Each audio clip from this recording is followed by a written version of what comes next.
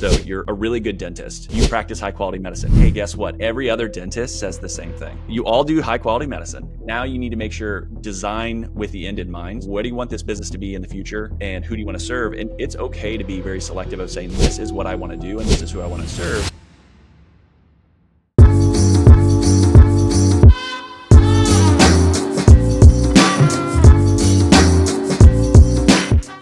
All right, so we are here with my friends over at Pinpoint, a fellows, I should say, Indiana Hoosiers, Indianapolis area dental business, which I feel like is a rarity. So of course, I had to make sure I brought them on. But we got Bobby here and Isaiah from Pinpoint. How you guys doing this Friday that we're recording? It's good. It's great. I think we're finally starting to get good spring weather. Like, life is good. We were talking about the Pacers a little bit, so I know when this comes out, that may or may not be something that we chat more on or want to be talking about. Well, things are good. Hopefully this ages well, but Pacers Cleveland right now, Pacers in 4. I'm putting it out there right now, So hopefully that ages well, and if it doesn't, I'm sure my Ohio and Cleveland listeners will let me hear about it. But we're excited about this episode because as all of you know who've been listening to this podcast, and maybe you're first time listener, and if you haven't already, be sure to subscribe to the Dental Practice Launch podcast. Shameless plug, but we are really big on, hey, if you're going to build the practice of your dreams, you need to make sure that you're working with the right tools. You need to make sure, obviously, you're positioning yourselves the correct way in the community, and we've done many recordings on that. But one of the things we haven't really talked about much, which is so critical, is building a practice of your dreams in an area that's going to support that.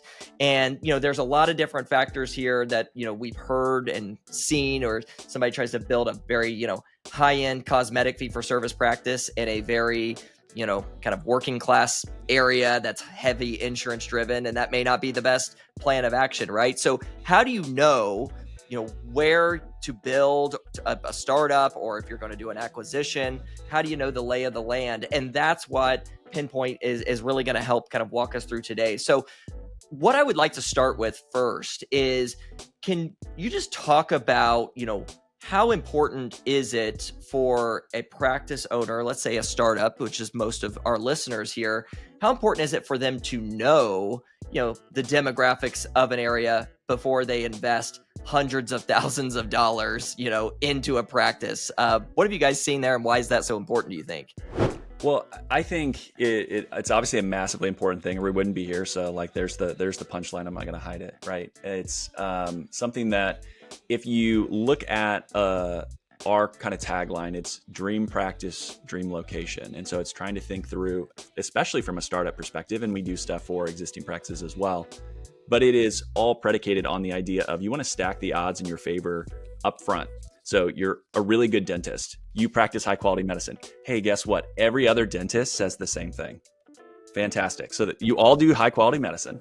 Now you need to make sure, design with the end in mind. So that can be also like, what do you want this business to be in the future? And who do you want to serve? And it's okay to be very selective of saying, this is what I want to do and this is who I want to serve. And so understanding who resides in the area and where you can pull from, and depending on kind of the density or the area that you're going to be, if you're going to be in the burbs, or if you're going to be rural, or if you're going to be in a highly downtown metro, downtown Chicago. We were talking about Chicago before this. Like, it's going to be very different as far as how you want to design some things. And so what our tools, our service, our research, and the analytics will provide is giving you this kind of like, heck yeah, this is a great location. I know where I want to be because I can look at who lives here, what's my friendly competitors in the area, what's the growth look like, and build on that to then figure out, this is an area that can support what I want to do. And yeah, it's going to really depend on who and how you want to construct your specific practice. But with that, the demographic and the information and the insights you can get can really then give you quality. And you're obviously going to have someone that is boots on the ground, that does real estate. And that's actually Bobby's background as well. And kind of a lot of the genesis of what we built is, historically, that's kind of been left to whoever helps you to figure out the real estate. There's some info, and there's some good info there, but it's lacking, and there's still a little bit of a gut feel. And if you know the area really well, this can confirm what you already know. Or if it maybe is an area where like, hey, I know I want to move and I want to go to this city. I didn't grow up there. I don't know all the different pockets. This really can help you say, this is a great area. I can feel comfortable signing this a lease. I can feel comfortable signing, for this big loan. And yeah, it's probably not hundreds of thousands. It's probably millions by the time you're done with that first lease and paying back that loan from whatever, lender you work with. Yeah, for sure. And I think, what you mentioned a lot of key insights there that people, typically are looking for. One of the big ones, right, is competition. And certainly we'll get into kind of like the population growth and all of that too. But what has been, or have you guys seen out there, because I know there's different data points, but certain ratios that, certain areas can sustain as far as dentists to population, how that maybe, correlates with whether or not the population's, declining, increasing. What have you guys seen from there as far as like a healthy mix or questions that maybe somebody should be asking when they're looking at a space and not wanting to get into maybe an oversaturated area, right? Bobby, I'll let you take this because I know this comes up a lot in conversations that you have with dentists, and I think there's some good stuff that we can show. Absolutely. Yeah. Let me share my screen. One of the tools that we use is a site scoring report. And historically, I've worked with a lot of startup dentists, and when we're looking for a new area, we want to key into an area, the typical ratios, one dentist per every 2,000 to 2,500 people that are living in that area.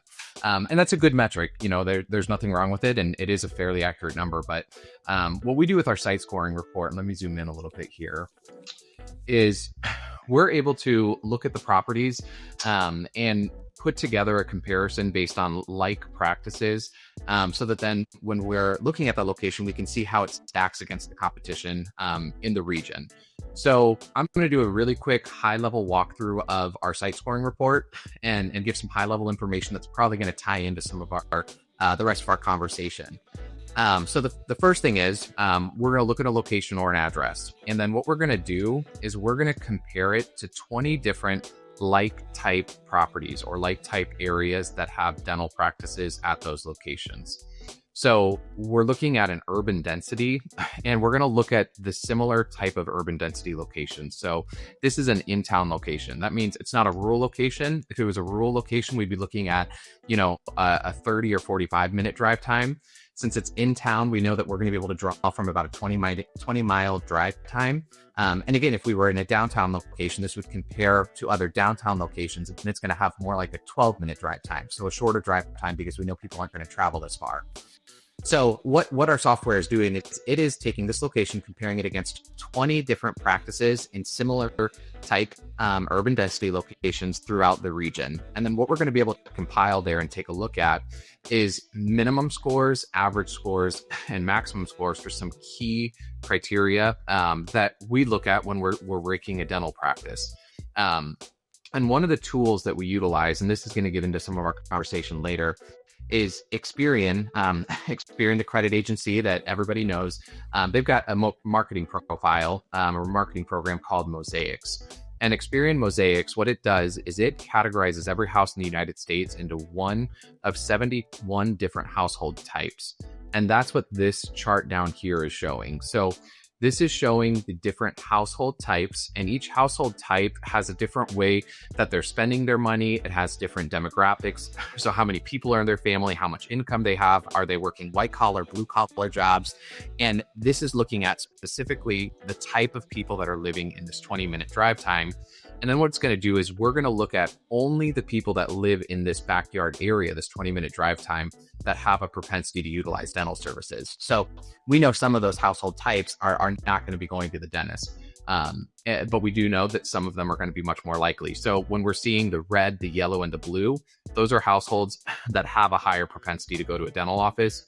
And then these gray bars that you can see kind of throughout here are people that are living in this area, but they're probably not going to go to the dentist. So we are going to look at a core patient score, and we're going to look at, out of those 20 locations, one of the locations in the 20-minute drive time only had 1,900 core patients. So that's these patients that are going to have a propensity to utilize dental services. The maximum number for one of those areas was 74,000. The average was 29,000. So this site, when we scored it, it came up with 30,000.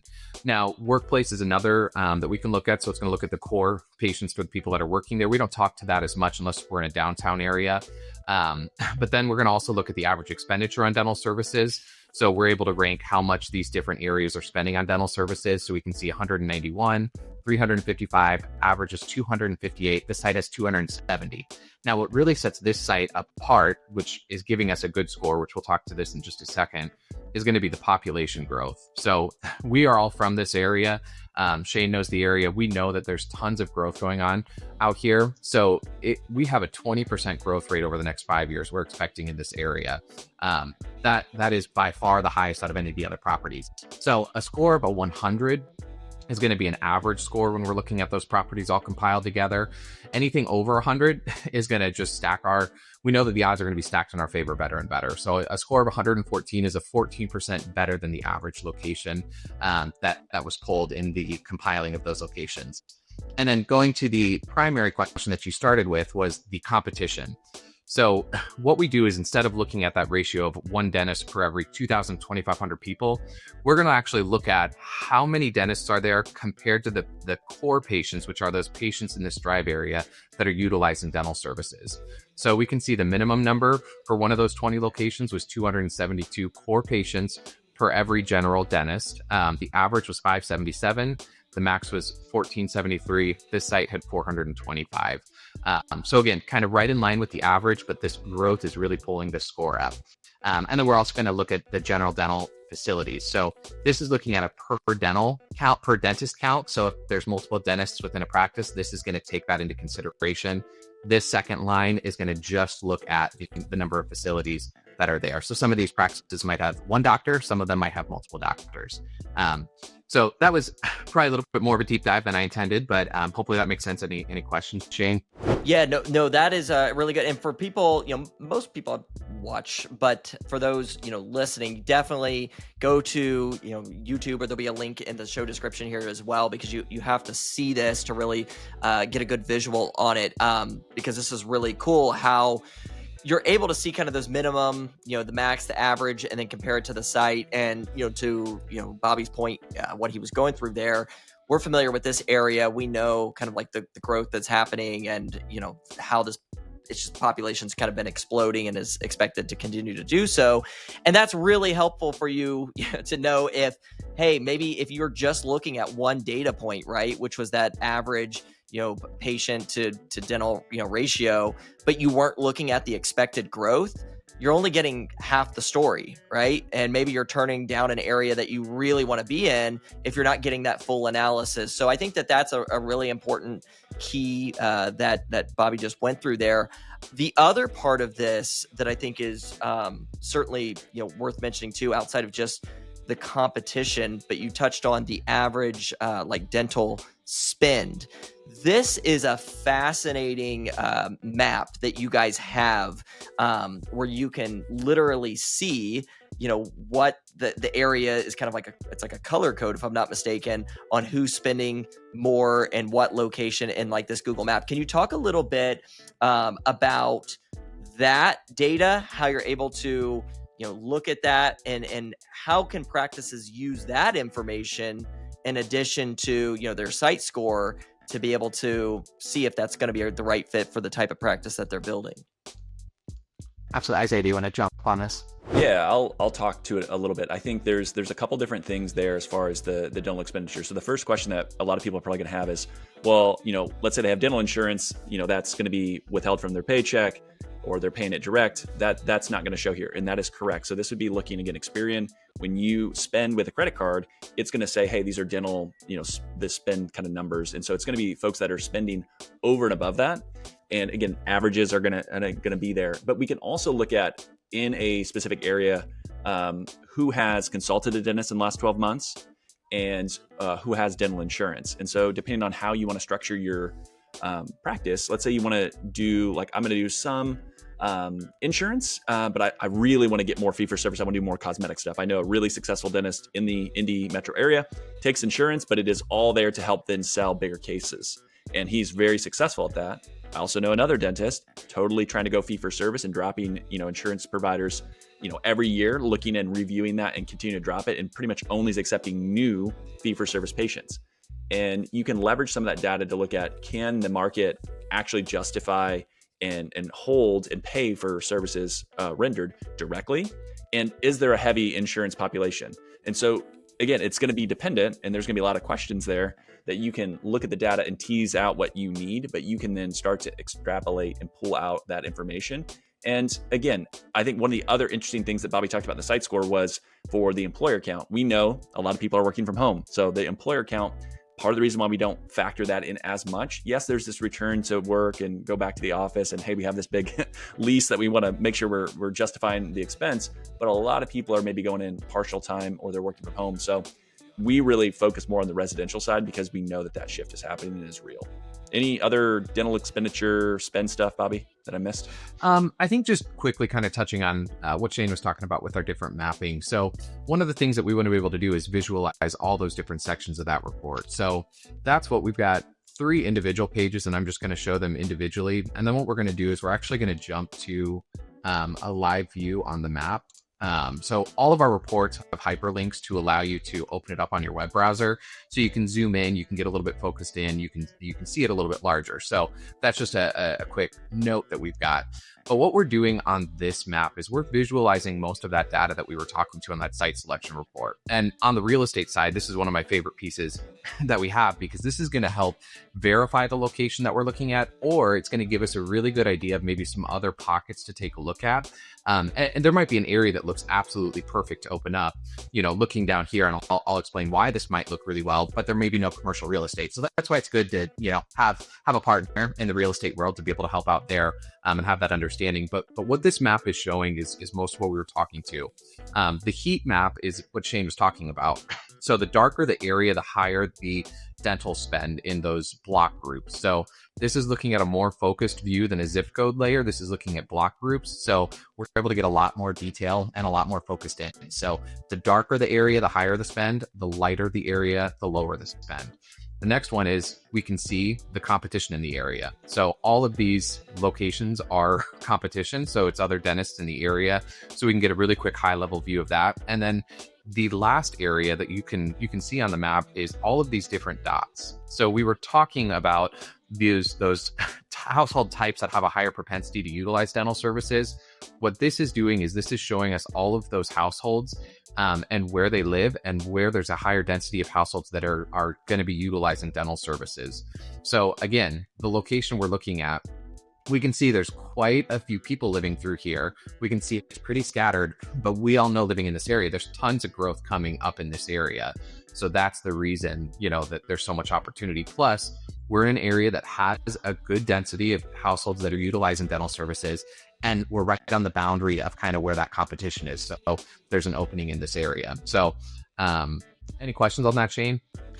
No, I mean, the visual here is, I think, really the thing that people need to see. And to kind of follow up on this too, it's like, yes, like people have gotten demographic reports, for years now, especially like in the startup world, but like the level of detail and mapping that, we're seeing here is really, it's kind of eye-opening, honestly. And this is the kind of data that I feel like, just being in the dental world for so long now, this level of data has been kind of more reserved for the big, like, DSOs, right? Corporate dentistry. But now it's like people who are, startups, family-owned practices, they have access just to data that, I feel like the smaller private practice didn't used to have. Does that make sense?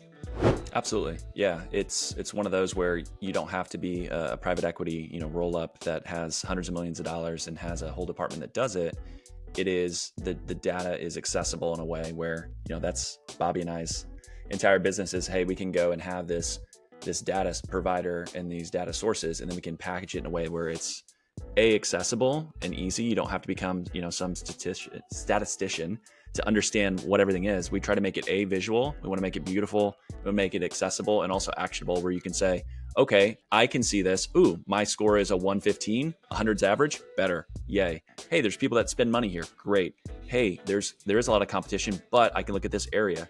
And there's going to be certain portions of this. And like if Bobby is, the real estate person in this environment, it's also going to be predicated. You might be looking at more than one location. And so you can start to use this to say, is location A or B or C? And that's stuff that we do as well. And sure, the lease is going to impact that too. Maybe one location is really ideal, but the terms are insane. Oh, okay, that's a bad location then for you.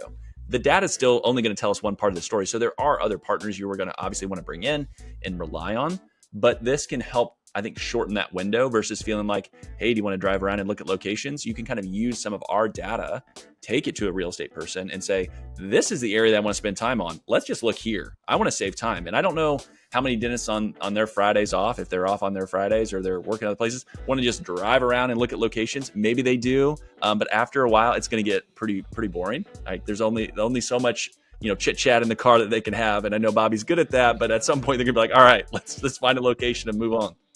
Most definitely. And I think we see it too a lot of times with, it's like, yeah, even the ones that are maybe opening a practice in an area that they're already familiar with and whatnot, a lot of times they might have family, the kids, it's like they don't have the time to do that. And especially then the other side of it is the person who's going to open a practice in an area that they're not currently living in, which we see that happen too. It's like, you don't have the time to continually go down and FaceTime with the realtor, whatever the case is. So I think that is really important there. And again, for everybody listening, it's, knowing, you got to know the type of practice you want to build, right? You've got to have that vision in your head. Are you wanting to see more kind of just like families and be, insurance PPO driven? So, that's going to probably tell a story, right, on the type of demographics you're going to want to look at. Or are you looking to serve more of the 50 plus population, do a lot more implants and perio, dentures, things like that?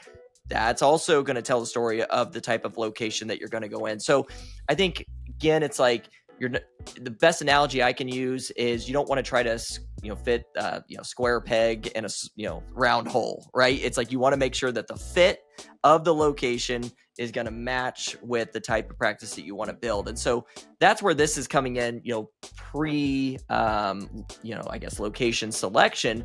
But the other side of this coin that I want to talk about, because marketing, right? Like I was nerding out when, we were going through these reports, the first time we kind of went through them together. And this level of information and data that you guys are able to pull here is a game changer for, companies like, ours, Crimson Media, because now we can look at this and we can say, hey, these are the hot spots, right, that we need to be targeting in our advertising, in our marketing. Here's the type of messaging we need to use. Can you talk a little bit about some of the tools in this that can be used once the practice is, at the location, they're open, they're marketing? What are some of the big tools there that you think are just like really important that you're able to pull? I would say the main thing is when we go through, especially for a startup. So one of the reports that we do is what we call like a comprehensive. So it's that site selection, so picking the right location, then it's the market analysis. And we put those two together, comprehensive report. It's built for de novo startups. And the big thing is we want to understand who's your ideal client. Be selective, be detailed. Don't do the, cast a wide net. I want to serve anyone with teeth. Okay, great. That's fantastic. Maybe you do.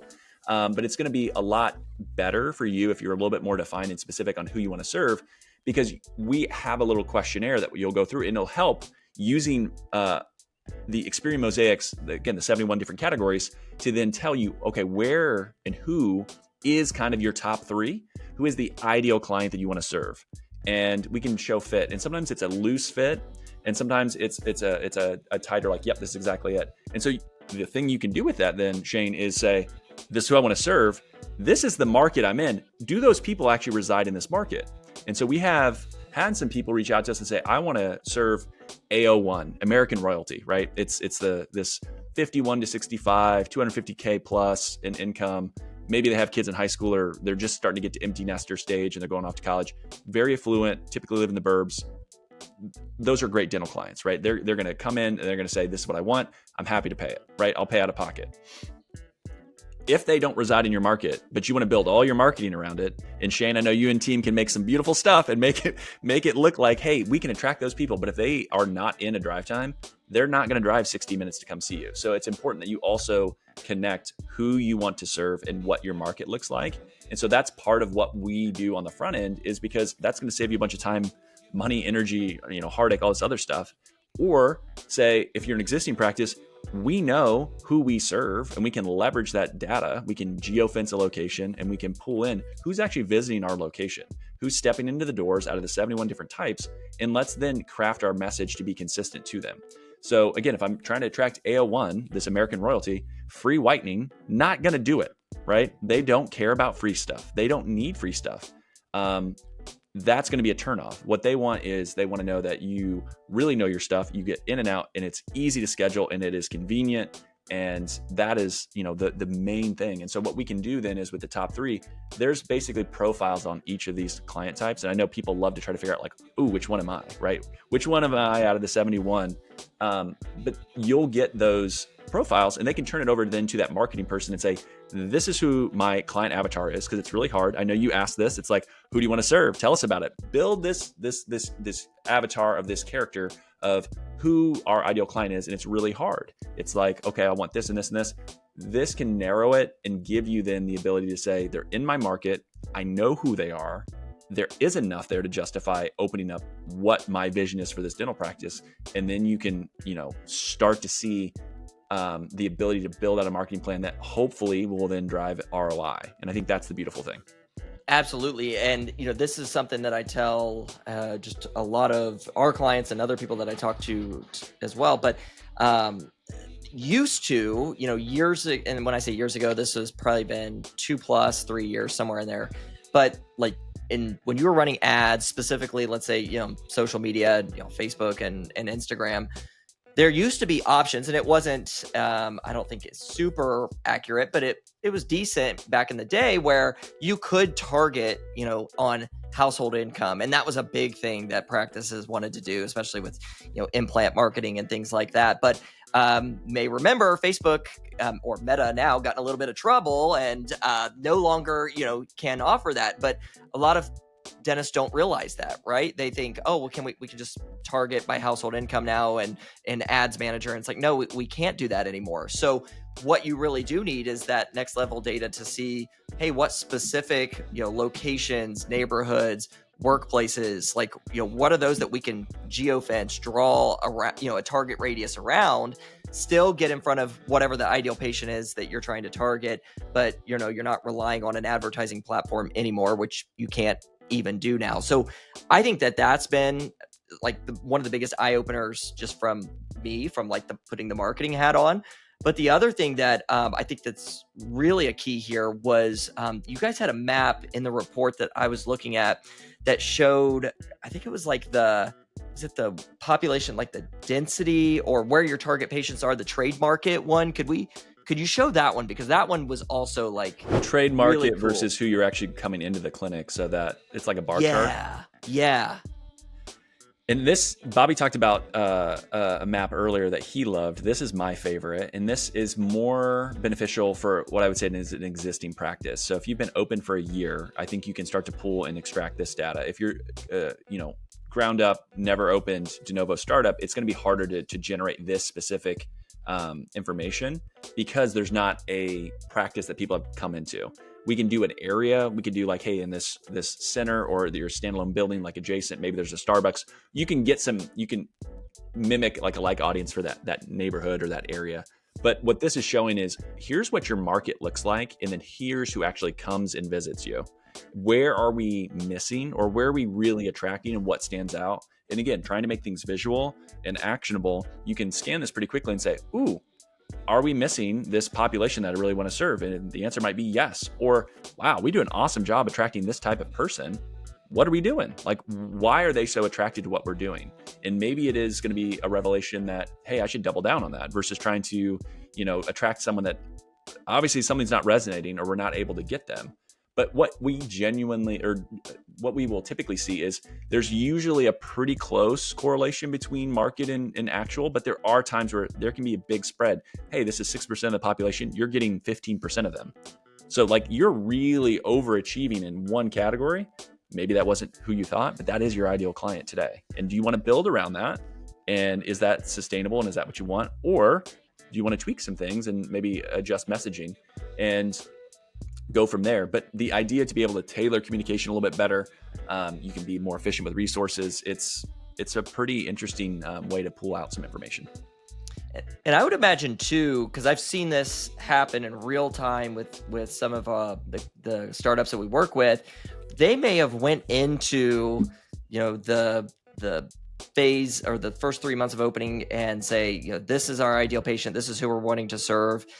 And then as time went by, they saw kind of the type of patients that were coming in, and they really enjoyed the services that they're providing, working with those type of patients, and kind of pivot a little bit to be like, this was kind of my ideal patient when I was doing these exercises before, but we're crushing it with these particular demographics and services, and I enjoy it. Like, how can we lean more into that? So I think this can also give you that extra visual to see, like, hey, do we want to switch our messaging, or do we want to lean more into it? Like, if you're crushing it. Yep. And there's things also with an existing practice. You can see like how far away you're pulling people with a heat map, and understanding like, okay, we're only in we're getting people, 80% of our patients are coming from 10 miles away, right? Or 5 miles away. And so if you want to then start to do any, let's say like in-person mailers or in-person advertising at different locations, you can then start to lay that out and allocate that to the budget. It just depends on, how much someone wants to spend. I know my parents were like, yeah, with enough money, you can pretty much do anything, but there's typically that limiting factor, right? Where we don't have the magic money tree in the backyard. And so most people want to be, how can I be as efficient as possible? And so this can help provide some of the nuance, but direction on where and how you want to spend. But we all know, and I don't think it's going to be a shocking revelation to anyone listening, that media and, the internet is the spot where most people are going to come and figure out, without a word of mouth referral, hey, do you know your stuff? And what do people say about you? And so you have to get that right. Yeah. And the other thing, again, is just this allows you as, a non, private equity backed practice to put your efforts in a smarter, avenue. I mean, that's really the key piece here is, if, like you said, you don't have a money tree, you don't have unlimited funds, you can't compete with the corporate practices, budgets, and that's okay. Like, you don't have to, but if you're being smarter about the areas you're targeting, the messaging that accompanies that, that's really where you can, make an impact. And that's why, I preach to the world. It's kind of my message. It's like, you can't just have a bland, standardized marketing program for that, 300 other practices across the country are doing, because your area and your location is different from the practice in Southern California or in North Carolina, whatever. There's too many differences there, and there's just too much information that you need to know to make sure the messaging, is proper with that. So this is amazing, insight to be able to have that and not have to do the guesswork anymore. As we're kind of like, wrapping up here, and definitely for those of you who, have been listening to this, go to our website, crimsonmediagroup.com. You can click on the podcast tab there. You got to watch this. You got to see the visuals here. But for those, that have been listening, if there were just like 2, maybe 3 things that, in doing this and talking with, practice owners or potential new practice owners, what are just a couple of tips or big takeaways that you want them to really know and look for when they are deciding on a location for their practice? What are like the 2 big takeaways? Bobby, I'll let you run with this. So the 2 big takeaways, I would say, one is going to be, understanding the market that you're in. And that's really what we're able to help provide, is a deep understanding of who's in your backyard and how to reach those people. So that's where, working with the Shane, working with the Crimson Media is so important. And putting those partners around you that are going to help support you. And by really doing and understanding your backyard, it's going to help set that deck in favor of you succeeding. So I'd say that's number 1. And then number 2 is going to be partnering with the right people. So it's having those key people around you that are going to help, not only before you open up your doors. So it's, the real estate, the right bank, getting in connection with the marketing company to help you set the stage for a successful opening, having those key people around you at the beginning, and then also after you open your doors. So, I think those are two of the biggest things that I would give advice to prospects, clients that I'm working with that are looking at opening up. Yeah, golden there. And, again, it's not about just, and again, we talk to a lot of, startups. That's kind of our topic here. But even as, this isn't just for opening a practice, like, they've mentioned, like, this is insights and information as you get more data in your practice that you can continue to leverage, and, just make sure that you're, again, just targeting, the right type of patient for the practice, and make sure your messaging's on point. And this, again, just has been massive for us and what we've seen, even just with the clients that we've worked with who've done this. And so, you guys are doing great stuff there. I know that people are going to want to know from listening, to this, hey, I want to, get a demographic, report for a potential practice location I'm looking at. I think that you guys call that your site selection report. Or maybe it's somebody who's listening to this and be like, I want to understand my area better in my existing practice. How can people, get in touch with you if they want to, get in contact to get one of these reports that they may be able to use for their practice? Absolutely. So first and foremost, pinpointmypractice.com, you can go there. You can get a free sample report if you want to just see the visuals of like what the report looks like. We want to make that clear. We also have our pricing on our website, and you can see all the different kind of reports that we have that we feel like are the standard that we get requests the most. There are times where someone might have a unique question or something extra they want, and it's like, hey, it's 90% this report with a little twist. That's fine. You can reach out at hello@pinpointmypractice.com, say, hey, Bobby, hey, Zay, I think this is what I want, or I'm not sure, but can you do this? Can you help? And if we can't, we're going to be very transparent and let you know. But we're trying to, again, as you talked about earlier, bring this really great data that has historically been kind of out of reach or too expensive down market, so that dentists can continue to operate better and attract the ideal patients. And I think that's ultimately what we've been able to do thus far. So it's been a ton of fun. Absolutely. Yeah. And everybody, highly encourage, if you're, practice owner looking into potential locations, definitely reach out to them, the pinpointmypractice.com. The details will be down below. And, we don't, get paid to say that or anything. I'm just telling you from using it with some clients here, this has been very helpful for us and the office themselves too. So definitely worth contacting them. Again, link in the show notes below, pinpointmypractice.com. And the guys are very accessible too. I think that's a key thing to mention here. When, like they said, if you have questions, you're not sure, maybe what you should be looking at or what you should be doing, they're very, easy to contact and will help you through that. So definitely recommend reaching out to them and looking at this. And if you're anything like me, you'll be looking at it for hours, just be like, whoa, right? Just geeking out about it. So, but fellas, thank you so much for being on here and what you guys are doing. I know that this is going to be really helpful, for our audience, for the listeners here. And just really cool to see what you guys are doing to help practice owners out. So thanks again. Appreciate it. Absolutely. Thanks for having us on. Yep. Thank you.